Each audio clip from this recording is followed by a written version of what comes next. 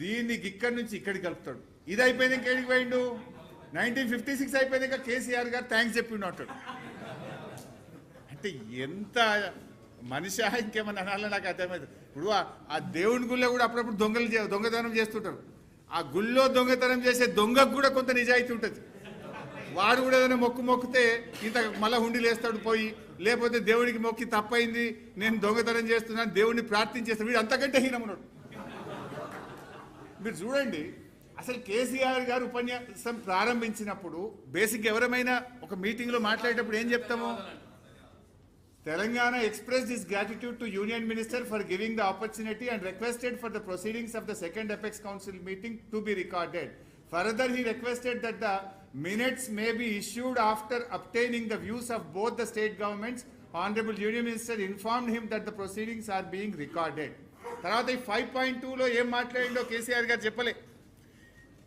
ఇక్కడ కేంద్ర ప్రభుత్వ అడిషనల్ సెక్రటరీ మాట్లాడిన కాడికి ఈడికి వచ్చిండు, ఈడికెళ్ళి థ్యాంక్స్ చెప్పిండు అని మీదికి పోయిండు. ఇక్కడ మీటింగ్ స్టార్ట్ అయ్యేటప్పుడు నాకు అవకాశం ఇచ్చినందుకు ధన్యవాదాలు అని స్టార్ట్ చేసిండు. తర్వాత కేసీఆర్ గారు ఏమన్నారు? Honourable CM of Telangana commented on the agenda items and recalled that immediately after the formation of state of Telangana, he had made a representation to the Ministry of Water Resources on 14th July 2014 under Section 3 of ISRWD Act 1956 asking for an equitable allocation of Krishna waters. He stated that Telangana is the youngest state and every state has a constitutional right to get a fair and equitable allocation of river waters. Telangana has requested to refer the matter to a tribunal and Government of India should not have any reservation on this. Even after 7 years of the formation, Telangana state is still waiting to know about its legitimate share of waters. After 1 year, they had approached the Supreme Court. He stated that he has mentioned all this in his letter to Honorable Minister Jal Shakti and had argued to include them in the agenda of the meeting. Inta spashtanga KCR garu thanks చెప్పి రాష్ట్రం ఏర్పడ్డ 42 రోజుల్లోనే కృష్ణా నదీ జలాలు పునఃపంపిణీ చేయాలని నేను లేఖ రాసిన. ఒక రాష్ట్రంగా మాకు హక్కులున్నాయి, ఒక ట్రిబ్యునల్ కాన్స్టిట్యూట్ చేయాలి, మీరు చెయ్యకపోతే మేము సుప్రీంకోర్టుకు పోయాము అని అంత స్పష్టంగా కేసీఆర్ గారు కేంద్ర మంత్రిని నిలదీసిండు ఆ మీటింగ్లో. ఇది వదిలిపెట్టాడు. కిందికి వచ్చి ఏం చేసిండు? తను ప్రాజెక్టులు అప్పజెప్పను అని కేసీఆర్ గారు ఇందులో చెప్తే మోకాలకు బోడగుండుకు పెట్టినట్టు దీని నుంచి దీనికి కలుపుతాడు. ఇంకా నెక్స్ట్ చూడండి మీరు, ఇందులో కేసీఆర్ గారు ఏం చెప్పారు? 5.4లో మీరు చూస్తే ఇక్కడ నుంచి చూద్దాం.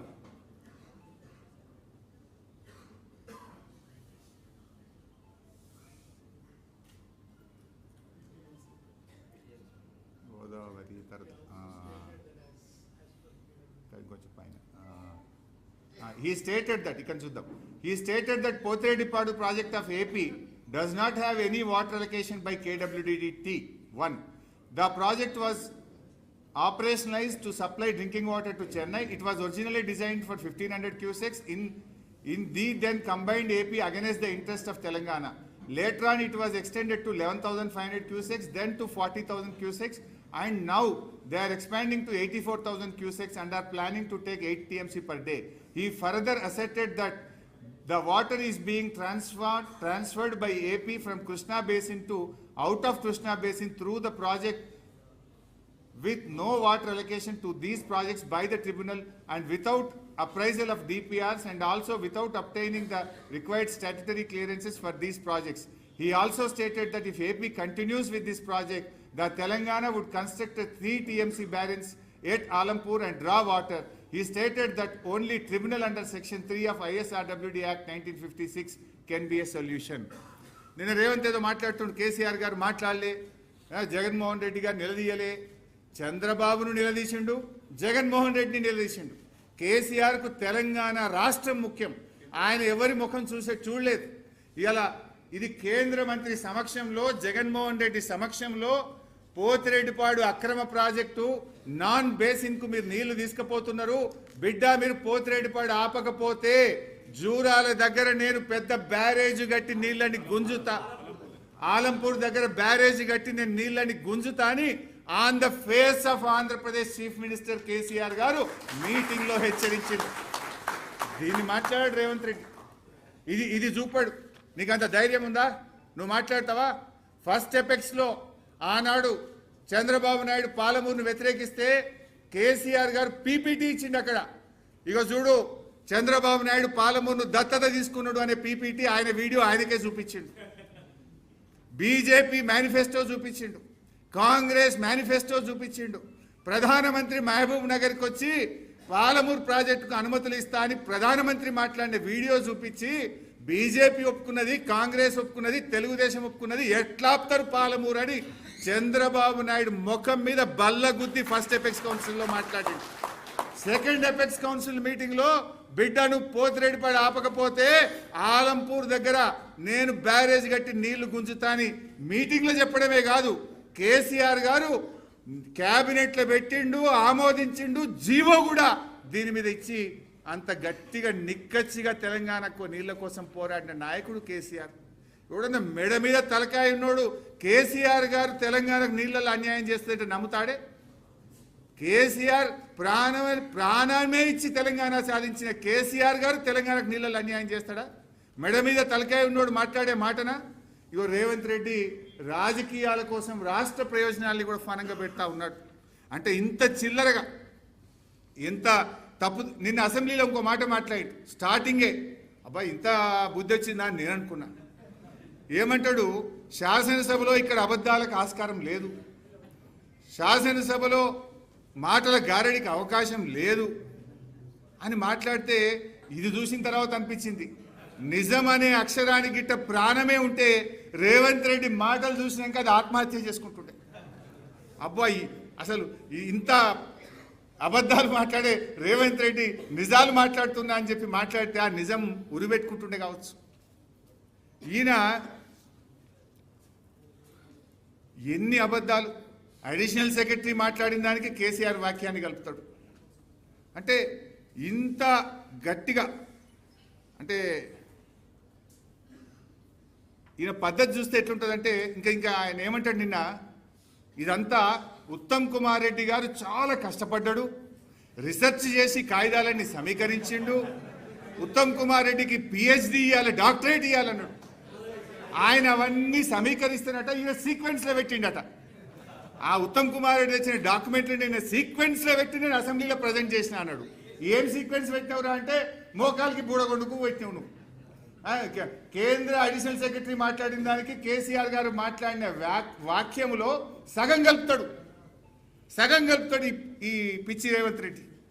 నాకు మాటలు జారుతున్నట్టు కానీ ఆయన అసెంబ్లీలో మా జారినాక నేను ఈడ మా జారినా తప్పులేదు వాస్తవంగా చెప్పాలంటే. అంటే ఇప్పుడు చెప్పు రేవంత్ రెడ్డి, నేను అడుగుతున్నా, నాలుక కొయ్యాలి అన్నాడు. నేను అడుగుతున్నా రేవంత్ రెడ్డి, నువ్వు ఇంత అసెంబ్లీలో అబద్ధాలు మాట్లాడి యావత్ శాసనసభ వ్యవస్థను తప్పుదో పట్టించిన నీ నాలుక కొయ్యాలనా, ఎవరి నాలుక కొయ్యాలనో చెప్పు రేవంత్ రెడ్డి అని నేను అడుగుతా ఉన్నా.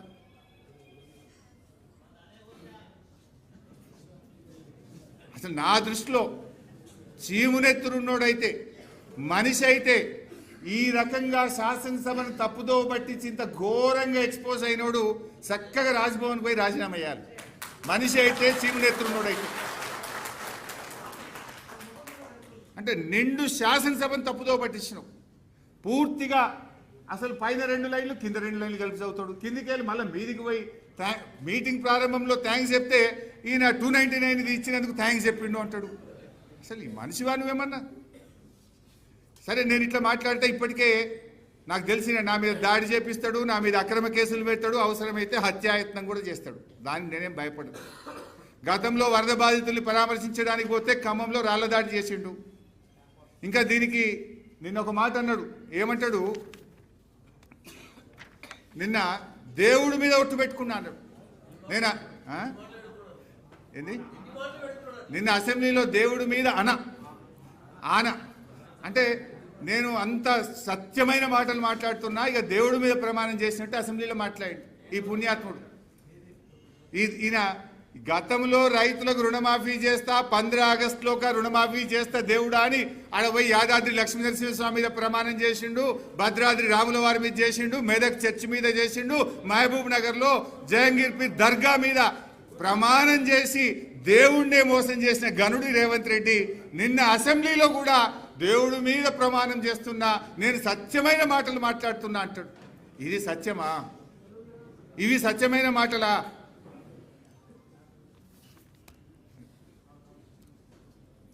నెక్స్ట్,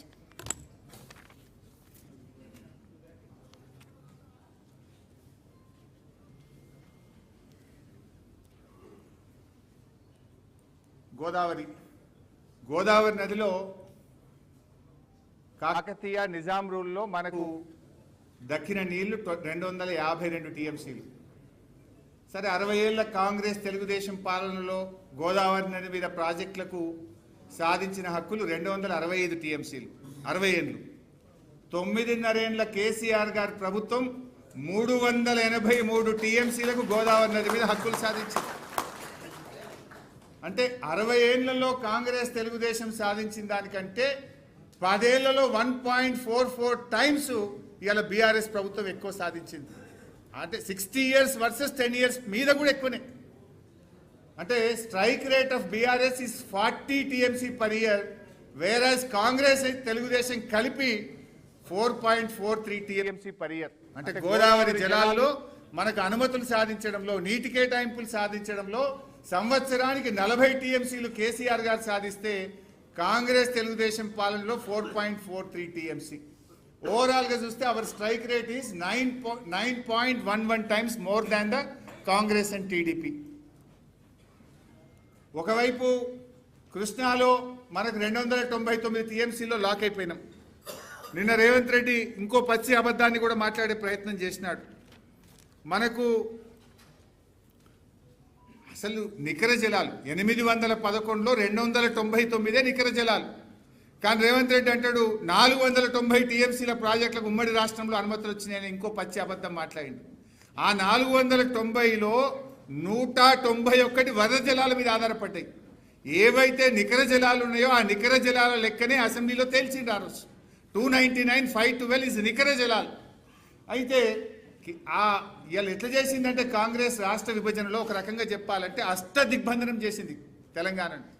తెలంగాణ కొత్త ప్రాజెక్ట్ కట్టాలంటే కేఆర్ఎంబి, జిఆర్ఎంబి అనుమతి తీసుకోవాలి, అపెక్స్ కౌన్సిల్ అనుమతి తీసుకోవాలి, సిడబ్ల్యూసి అనుమతి తీసుకోవాలి, దానికంటే ముందు నీటి కేటాయింపులు చేసుకోవాలి.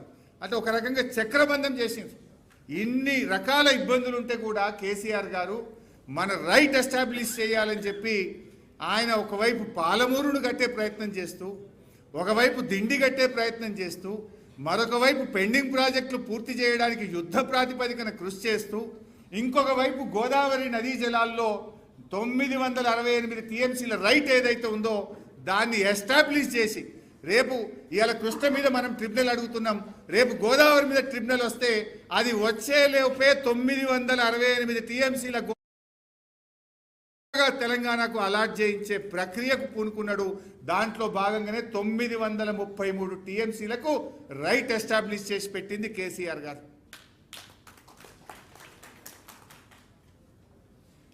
ఇది మీరు చూస్తే మొత్తం లెక్క ఏ ప్రాజెక్టు కేసీఆర్ గారు ఎన్ని వాటర్ అలొకేషన్ చేసిండ్రు మొత్తం నేను చెప్పిన 933 టీఎంసీలు నోటి మాట కాదు, ఇది విత్ ఫ్యాక్ట్. మీరు అక్కడ చూస్తే కనబడుతుంది 933 933 టీఎంసీలు వేరియస్ ప్రాజెక్ట్స్కు గోదావరిలో కేంద్ర ప్రభుత్వం నుంచి అనుమతులు తెప్పించి రైట్ ఎస్టాబ్లిష్ చేసి పెట్టిన ప్రభుత్వం కేసీఆర్ గారి ప్రభుత్వం.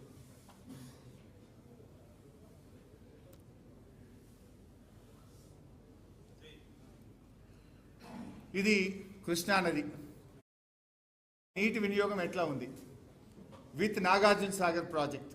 మీరు చూస్తే 2004 నుంచి 14 వరకు కాంగ్రెస్ పాలనలో వాడిన నీళ్లు కృష్ణానదిలో 228 టీఎంసీలు. మన బీఆర్ఎస్ ప్రభుత్వం 9.5 ఏళ్లలో 284 టీఎంసీలు వాడినాం. అంటే బీఆర్ఎస్ వచ్చిన తర్వాత మనం పెండింగ్ ప్రాజెక్టులు పూర్తి చేయడం వల్ల కృష్ణానదిలో పెరిగిన నీటి వినియోగం ఇది. ఇది వితౌట్ నాగార్జున సాగర్ చూస్తే 130 టీఎంసీ మనకంటే ముందు 10 ఏళ్ల కాంగ్రెస్ పాలన, బీఆర్ఎస్ పాలనలో 205 టీఎంసీలు మనం కృష్ణానదిలో వాడుకోవడం జరిగింది.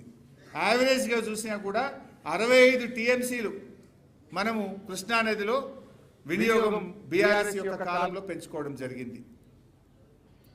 కంపారిజన్ చూస్తే 9.5 years బీఆర్ఎస్ రూల్లో 6.91 టీఎంసీ అడిషనల్గా ఒక సంవత్సరానికి నీటి వినియోగం కృష్ణానదిలో మనం పెంచాం.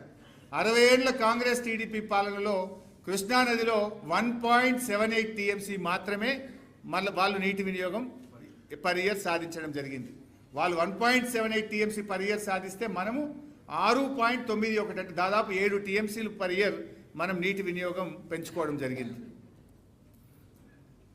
ప్రాజెక్ట్ క్లియరెన్సెస్ బీఆర్ఎస్ ప్రభుత్వం వచ్చినాక 11 ప్రాజెక్టులు మనం కేంద్ర ప్రభుత్వానికి డిపిఆర్లు పంపినాం.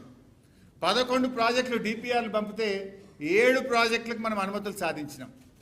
ఒకటేమో ఫైనల్ స్టేజ్లో ఉంది, సమ్మక్క సాగర్ ప్రాజెక్టు అన్ని అనుమతులు వచ్చినాయి. ఒకటే ఆ ఛత్తీస్గఢ్తో ఇంటర్స్టేట్ ఒక ఇష్యూ పెండింగ్ ఉంది. ఒక 3 ప్రాజెక్టులు ఈ కాంగ్రెస్ గవర్నమెంట్ వచ్చినాక మన గవర్నమెంట్లో వాపస్ రాలే. ఈ 3 మన గవర్నమెంట్లో యాక్టివ్ కన్సిడరేషన్లో ఉండే. కాంగ్రెస్ వచ్చినాక పాలమూరు రంగారెడ్డి వాపస్ వచ్చింది, అంబేద్కర్ వార్దా డిపిఆర్ వాపస్ వచ్చింది, కాళేశ్వరం అడిషనల్ టీఎంసీ వాపస్ వచ్చింది. దీన్ని మనం ఇంకా ముందుకు పోయి చూస్తే 9.5 ఏళ్ల బీఆర్ఎస్ గవర్నమెంట్లో 11 డిపిఆర్లు పంపినాం, 7కి అనుమతులు సాధించినాం, ఒకటి ఇంకా అక్కడ పెండింగ్లో ఉంది. 2 ఏళ్ల కాంగ్రెస్ గవర్నమెంట్ ఒక్క డిపిఆర్ పంపలే, ఒక్క క్లియరెన్స్ దేలే, డిపిఆర్లు మాత్రం 3 వాపస్ వచ్చినాయి. అంటే BRS success rate 63%, Congress success rate -30. మనమేమో 7 ప్రాజెక్టులకు అనుమతులు తెచ్చినాం. ఆ ఒక్కటి సమ్మక్క సాగర్